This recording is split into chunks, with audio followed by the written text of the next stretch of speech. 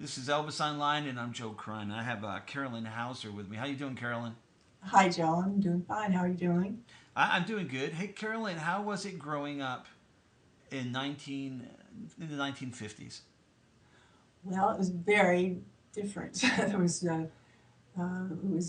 there wasn't a lot going on. It was pretty quiet. I lived in a small town, and there was just school mainly, and church, and uh, sports after school, and Hmm. that's about it. There wasn't a lot going on. We would go to the drive-in to get burgers after school sometimes, and everyone would collect at the same one, and we all talk and it was very social. I mean, we danced a lot because that was when the bop was popular, and Bill Haley in the comments, and Elvis, of course, Hmm. uh, and we would go to sock hops after school, after ball games, and really, sports at school was the main thing. Wow. Now, what other music did you like? You were an Elvis fan? I wasn't really then, no, not until after his concert. I listened to him with friends, but I wasn't a big fan. I didn't have a record player. I didn't have any records. Oh my goodness. So my friend did, my girlfriend and Elise, and so we'd go to her house and lay across the bed and listen to Perry Como and Elvis and Bill Haley and Uh-huh. all those uh, Hattie Page, and I don't know, like there's lots of them. Um, So but no, how did it come about that you were going to see Elvis then? well, it was my friend Elise who was a big fan, even though he was not well known. She had heard him on the radio, I guess, and bought his one of his Sun records, and the one That's All Right, My Mom, That's All Right, Mama, I guess was it. And Right. so she said she found out he was coming to Muscle Shoals, the Tri Cities where we lived. I lived in Sheffield, and so did she. And she said, "Let's go. I'm going to get tickets." And I said, "Okay." I was game for going, of course. And so she got the tickets, and we went, and uh, it was amazing. It was more than I expected. Now, where was it going to be?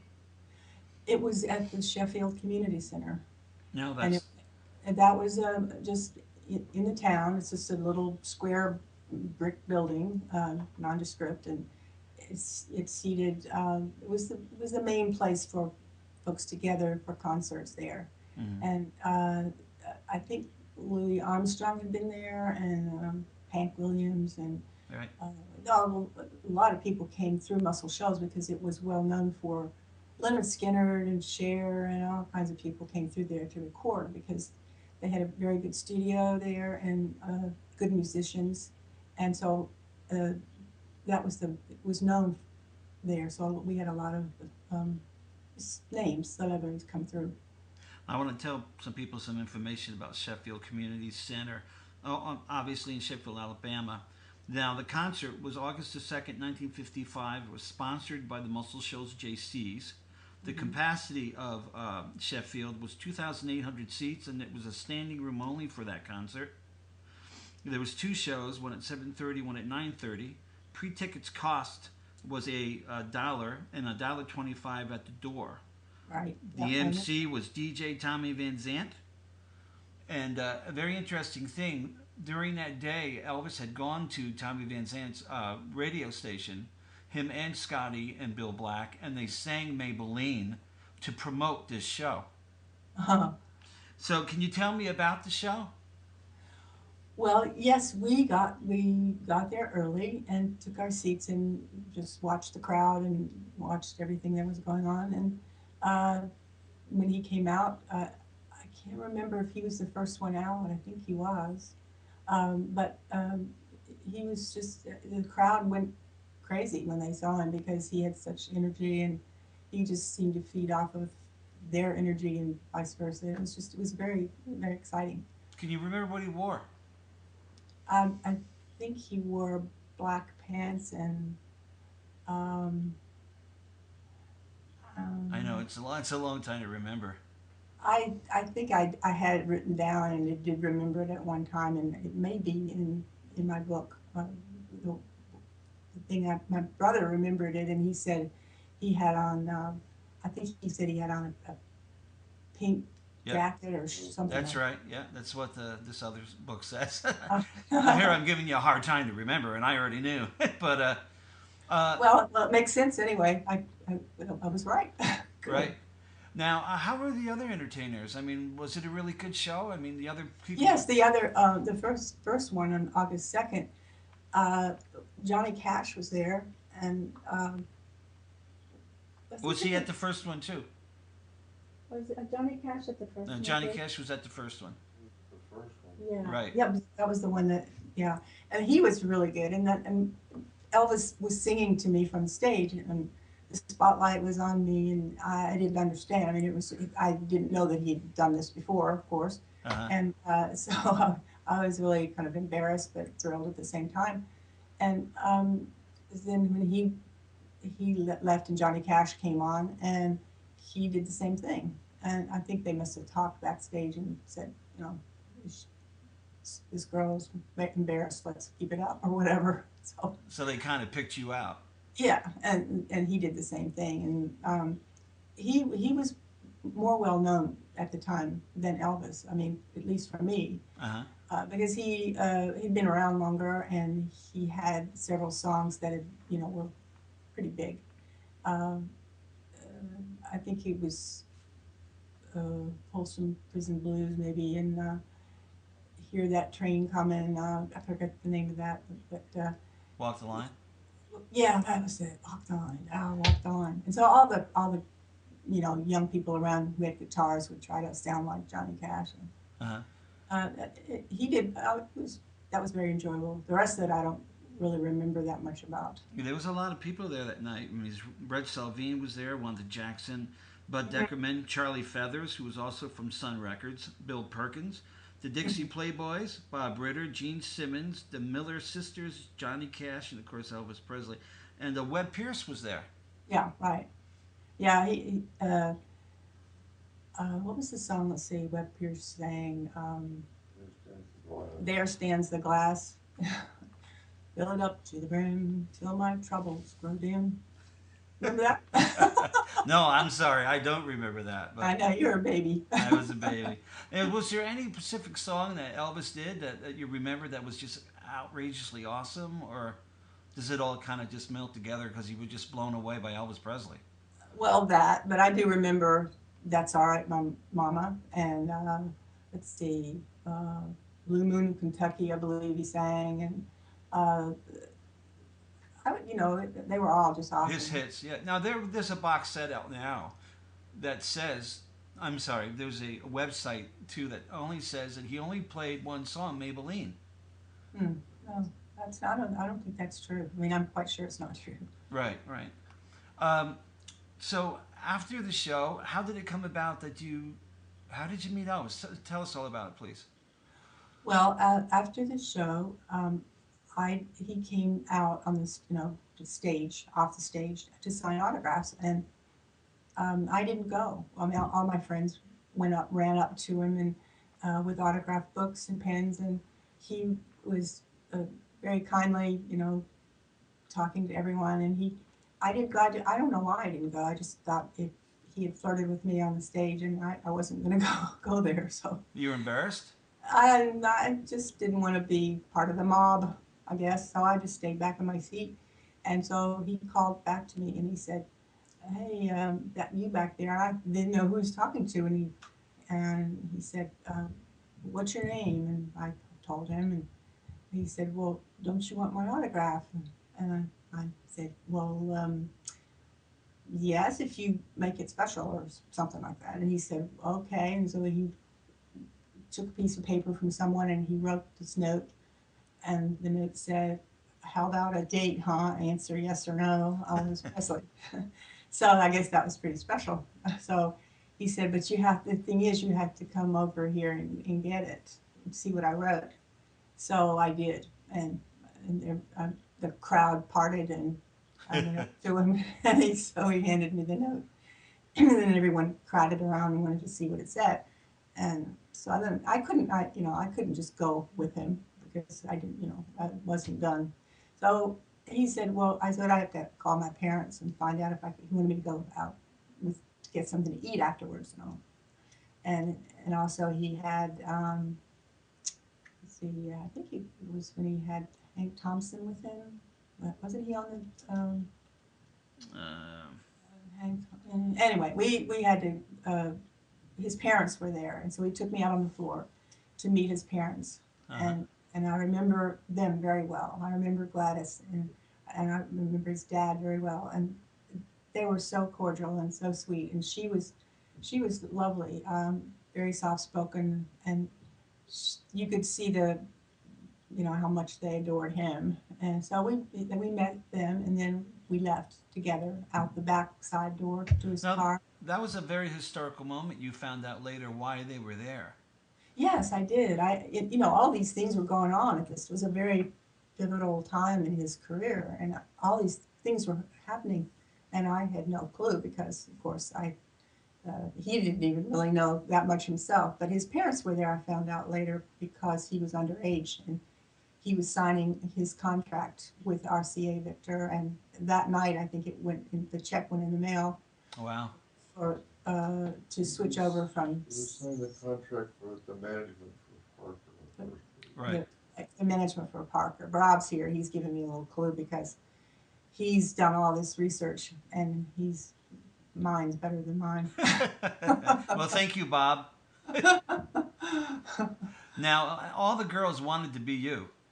Oh yeah, I mean, I got the next day at school. I was mobbed. I mean, people were, although not much was said about it. There was an article in the school newspaper that came out the next day or so, and it said, I guess Carol Cahoon enjoyed the Elvis concert since he took her home after the show. That's all it said. So you were an instant celebrity. Yeah, right. So tell us about going out to eat. I know in your book you said it was basically a parade in back of you. Yes. As soon as we pulled out into the street, there were many cars behind, and they were shouting out the windows and blowing the horn. It was this instant parade, and we went to some diner that was open late, and it was everyone followed us in, and his music was playing on the jukebox. Oh, that's strange. Yeah, it was. I said, "Isn't it strange to hear yourself?" And he said, "Yes, it really was." And we sat down in a booth, and he sat next to me in the same side, which I thought was strange, but it was nice because it was crowded and loud, Uh-huh. and then other people joined us on the other side. Well, how did Elvis feel about everybody else being there? I mean, Oh, he seemed to, he wanted everybody to have fun, and he wanted to laugh and have a good time, and we did, and we talked a lot, and we were alone because it was even in a crowd because we were talking to each other, and the other people were of course talking among themselves. So it was really in spite of the fact that we were with a lot of people, it was kind of private as well. cool. Now, didn't I think in your book too? Didn't you say that they stole his hubcaps? Yeah, I think somebody said that. I didn't know that until later, but someone said that they stole his hubcaps, and he said, "Oh, that's okay. I'll just get new ones." Gosh, I'm sure Bob would agree. I would just leave them off instead Yeah. of keep replacing them. So do you remember what Elvis ate?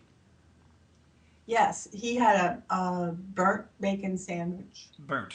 Yes, he said when the girl came to take the order, he said, "Tell the cook to burn the bacon," and she said she looked at him and quizzically, and he said, "No, I mean it. That's the way I like it." And I asked him, I said, "Why do you like burnt bacon?" And he said, "Because I guess my mother burned it every morning when we had breakfast, so I got used to it and I like it that way." No wonder he had heart problems later on. I know. And so I think we drank Pepsi, or I think that was Pepsi or Coke. I can't remember. But Mhm. and so About how long did you stay? probably no more than 45 minutes or so. Half an hour. it was a lot of talking and a lot of autograph signing and a lot of people putting money in the jukebox, playing his songs over and over again. Uh-huh. And so, I don't know, I'm probably close to an hour, I guess, there. And Did then, the parade of people follow you after you left there? they did for a bit. And I remember some man stopping us at a stop sign and wanting to, Elvis, he had his wife in the car and a little girl. And Elvis rolled down his window and he said, Elvis, I'm a big fan of yours. And I wonder if you'd have a drink with me. And he pulled out, he reached under the seat and got a bottle wrapped in a bag. I don't know what it was, but it was some kind of liquor, I guess. And he said, if you'd have a drink with me. And Elvis was very polite and he laughed and he said, sir, thank you very much. I really appreciate that, but I don't touch the stuff. And said, thank you anyway. Thanks a lot. Okay, thanks anyway. He rolled up his window and we left. So And that what was, did you?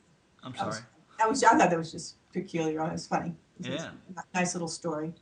What did you talk about in the car? Do you remember? Well, just he wanted to know how I liked his parents. He wanted to know how I liked his car, and did he did he forget the words? And he said that's what he worried about all the time, was forgetting the words to the song, and splitting his pants, because he said every time he went down, thought he was going to rip his pants. Uh, And so and then we talked about a lot of things, but uh, more so on the second date than the first one. The first one was shorter because I had to be home. My parents were really strict, and so we took the long way home around the dam. It's Wilson Dam, uh-huh. and it kind of goes in a circle. So we went across the dam and over the bridge to Sheffield, so when we got there, he got out with me, of course, and we sat on my front porch for a good hour or so. Right. Talked, and he wanted me to take down his number, and he wanted mine, and my He brother. wanted you to take the number to call his mom too, right? Yeah, well, that's who I had to call because he was on the road all the time, so there was not really a way I could call him anyway. And I didn't really intend to, but when he promised I'd call his mother. He said, "Oh, she'd love to hear from you." And they lived, oddly enough, in the same development. It was called Sherwood Forest. It was a little subdivision of Memphis, and my aunt lived there, and I used to go and stay with him, so I knew exactly where he lived. Right. And they had just moved there, where my aunt had been there for years. So anyway, he said, no, maybe when you go and see your aunt, you can go and visit my mom. She'd love it. So she's lonely. So I said I would. So I called her later. Uh-huh. Did you get a kiss that night when he said goodbye? I don't kiss and tell. Yeah, I did. Come on. Yeah, you did. You did. You have to read the book. So, okay. Did you call his mom in between before the next show? Yeah, I did. I called her, and we talked for a while. She was really nice, and she just, said I worry about him, and I hope he's all right. Uh-huh. Miss him, and I hope that he'll stay a good boy, and he's always been sweet and always been a good boy. Yeah, he certainly loved her, and she certainly loved him.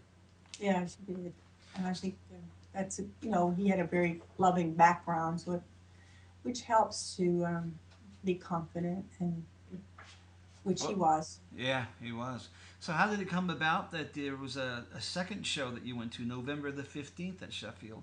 Well, he had asked me if, he said, I'm coming back here, and he gave me the date, and he said, I'd like to see you again. Could you come this time, don't buy a ticket, just come to the side door and ask for me, and I'll be there, and I'll let you can watch the show from the back. He said it will be a lot of fun, and you can meet some people, and I've forgotten who I met. I think a lot of people were there that have heard about since, but I don't really remember. Let me see. Hank Thompson was there, the Yeah. Brazo Valley Boys, Charlene Arthur, I never heard of, Carl Perkins, of course, Yeah. And But I mean, people like Ray West or, his friends. I right. think some of them were there, and I probably met them, but I don't really remember.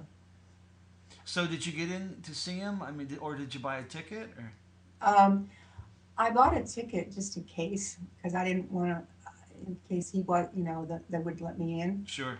But I did go, and I I took a girlfriend with me, and I knocked on the door, and someone came to the door and said, and I said, "What do you want?" And I said, "I see Elvis. We have a date." And he said, "Just a minute." So he left and came back, and so then Elvis came to the door, and he's Uh-huh. like, "Oh, hey, I can't believe it. You're here." And so I went in, and he took it down a chair and set it up right in the wings. And there was a lot of wires and a lot of confusion. And Gosh, I so would love to be able to just soak your memories up and see what you're. I I think wish I needed to be hypnotized so I can remember everything. It's goodness. been a long time. I mean, you actually saw the show from behind the curtain. Yeah. Whereas before I'd watched it, sitting down in the audience. So it was really fun. It was really exciting. Now, And again, there's this other place that says he only sang one song, and again, that's not true. no, no. Now, is it true he broke his strings? Yes, that's true. Yes. Can you tell us about that? I I know think, that well, he was always breaking strings because you know, he, he was so, he banged on it. yeah, right. I don't, I'm a guitar player, and that boy would bang on his guitar. yeah. And so, yeah, that part, that was, he did that. And, Can you tell me the little story you told me about the strings? oh, okay. So we went down in this little area off the stairs leading down to the floor from the stage. And it was very, um, sort of semi-dark. And we sat on the stairs, and he changed the strings. I mean, it was probably only a couple of strings, not all of them. And then he wound them up, twisted them up, and gave them to me and said, "Here you are, Caroline, the strings to my heart." Oh, So, please tell me you still have them. no, I don't have them. Oh, Caroline. My son, my son plays guitar, and back both of them do. And oh, we have a million strings around. I'd like to say they belonged to Elvis, but they didn't. Well, at least you're honest. At least you're honest. You know, another very important thing about that night, that was the night, and they announced it, I guess, that Elvis was leaving Sun and going to RCA. That's true. That's true. Yes, Wow. that was a very big moment. Yeah. Yeah. I mean, you were there for two big historical moments, and you didn't realize until later on. I know. That's true. Yes. So, how was the show? Oh, it was great. It was really good. It was very exciting. And then after, we continued afterwards. So I felt like I got a lot of um, time with him because we took Hank Thompson, I guess it was. We were trying to find him a place to stay, and I How was don't. Hank Thompson? He was nice. He was fun, funny, and He um, had a date with him, didn't he? he had he had a girl with him who lived in Tuscumbia, which is one of the Tri Cities, and so he was going to take her home, and so we did. Yeah, you're trying to be very nice about it, but he was looking for a place to be alone with her. I guess I don't know. Anyway, he left, and they left, and stayed gone for quite a while. So you And stayed in the car with Elvis. yep. What'd you And so talk about? we talked about ah life and fate and why he was at the right, the world was ready for him. He was just happened to be in the right place at the right time, and how you have to listen to your heart and your instinct, and you have to. And he was very philosophical. He talked about things that normally someone of his age would not think to talk about. He talked about family and just life in general, and um, He talked about not wanting to get caught in a family way as well, didn't he? I said, "What's it like to have all these women after you?" And he said, "Well, it's nice, but he said it's not all it's cracked up to be." He said, I talk big, but actually," he said, I'm the one. I don't like to be chased. I'm the one who likes to do the chasing." Wow. So I guess that my instincts were right when I didn't go up to him or anything after the show, Right. and because he would not. I think that was, appealing to him that he Yeah. didn't that I didn't chase after him. Now, did he sing to you in the car? Oh yeah, he sang when we were waiting. We were trying all these different places to find a place for him to stay that night Mm. before we took her home. And so when he would go in to check if there was any vacancies, he would sing. He sang "That's All Right, Mama." He sang. Uh, uh, oh, he would drum. He would drum his hands on the steering wheel, and to keep the beat. And he'd comb his hair and What a lucky person. You had your own private concert. yeah, it was really exciting. It was fun. So, what And happened when he got you home?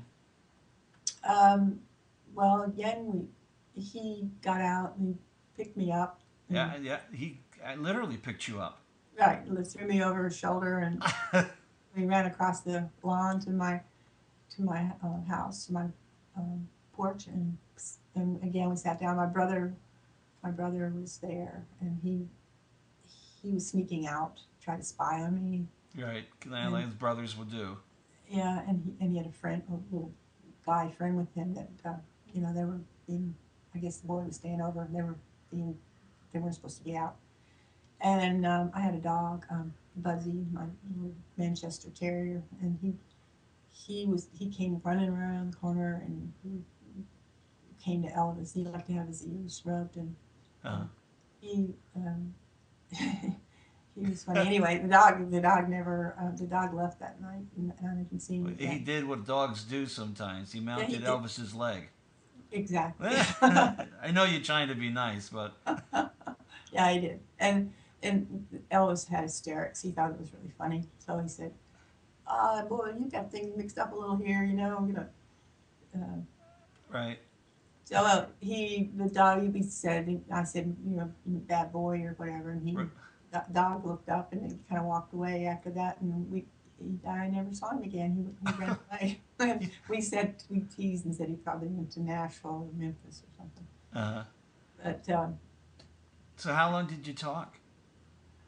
we sat there for probably an hour and a half or so, and just talked about life and just all kinds of things. And Did he tell you to keep in touch or anything? Or yeah, he wanted me to keep in touch. And he said, write me a letter and tell me what it's going to be like next time we meet and what you want to do, and we'll just pretend that uh, it's going to happen just exactly this way. And so I did. I wrote him and told him, just made up what I wanted to do. I don't think I ever even mailed it though, but no? I So, wrote it. so you never tried to get in touch with him again, No, I had an opportunity many times to go. I went off to college, and he was appearing several places that I were nearby, but I never did. I never went back to a concert. I wanted to, and then a couple of years later, I was married, and my husband thought it was a great story, but he didn't want to have me see him anymore. He didn't want to go to the concert or anything, and um, I couldn't go unless he went as well. So I I, didn't go. I have to ask you. Did you ever thought that you could have been the Priscilla? I did. I thought so because we had so much in common. I mean, we were both Southerners. We were both from the same practically town. I mean, he was born in Tupelo and I was born in Corinth, which is really close. And I understood him. I just thought I did anyway. We were both very mature of our age and thoughtful, and yeah, I really did. I thought I could, if he'd been around and he had been at the right time. It was like he said, it was about time and place, and Right. it just wasn't the right time. He had a lot of things to do. And you never called his mom again? No, I didn't. I didn't think that would be appropriate. I didn't. I was so silly. I would probably now. I probably would. Yeah. Jeez. And you remained an Elvis fan throughout? Oh yeah, I think he's. I think I have never had a bad thing to say about him because there wasn't anything bad to say. He was a wonderful man. I mean, he was kind and generous and happy and just beautiful. And I couldn't find anything that I didn't like about him. Um, Now, so I mean, I'm a fan in the sense of who he was. I think he was a very good person. and he got, you know, he got in a lot of trouble and bad things happened. I mean, Yeah. and his health failed, and it was just really unfortunate. Now I just have a quick question. What did you think of Johnny Cash? And did you get to talk to Johnny or? I like Johnny Cash. I didn't really talk to him. No, he came he came out and signed autographs, and everyone rushed up, and You didn't go to him either. no, no. Goodness. So when how did you find out when that Elvis had passed away? My son Rob, who uh, did the editing for me on this little book, he was just a youngster, and he came home. We'd been at the swimming pool all day, and we came home, and he rushed in and said, uh, "Elvis, Elvis died," and I couldn't believe it. He was the one who broke the news to me, and so What do you think of the everlasting popularity of Elvis? I think it's just phenomenal. I think he's hold on, hold on. Yeah, we're almost done. My phone just rang. I'm That's sorry. okay. What did you think of the everlasting popularity of Elvis? Well, I think it's really incredible. And the thing about it is that it just keeps getting bigger. It keeps it's. I'm on a lot of Elvis sites, and I see a lot of people and a lot of posts and things because I try to keep involved in that since I would like to everyone to see my book, and because it is a little slice of history and it is all true, and there's nothing really racy in it, so that it's nothing I have to apologize for, and everything in it is true. So I'm hoping that uh, every person who's a fan will get a copy. Right. How can people get a copy? It's available on Amazon.com. How about a date? Encounters with the young Elvis Presley. You just get on Amazon.com and put my name in, or put the name of the book, which is How About a Date. And I've read it. It's a nice little book. It's a fast read. It's a good read. It's nice. Yeah. It's nice stories. It is. I recommend everybody to get a copy of it. I really do. Thank you. A lot of things, seem redundant because the fact that you have to put a background in as far as things that people have heard before are in it, like when he got older. After I didn't know him anymore, Sure. and so those kind of things just to give background on to complete the story about up until his death, but it's mostly just about a small town little girl who uh, went out with Elvis a few times and had a Who great time. touches a rising star for a fleeting moment. Yeah, and it was an experience that not many people get, and it was fun, and it was a good memory, Yeah. and so Well, Carolyn, I want to thank you for doing this for Elvis Online. Is there anything you'd like to say to the listeners before we say goodbye? well, I guess just as Elvis said, just follow your heart, and be good and have fun. Thank you.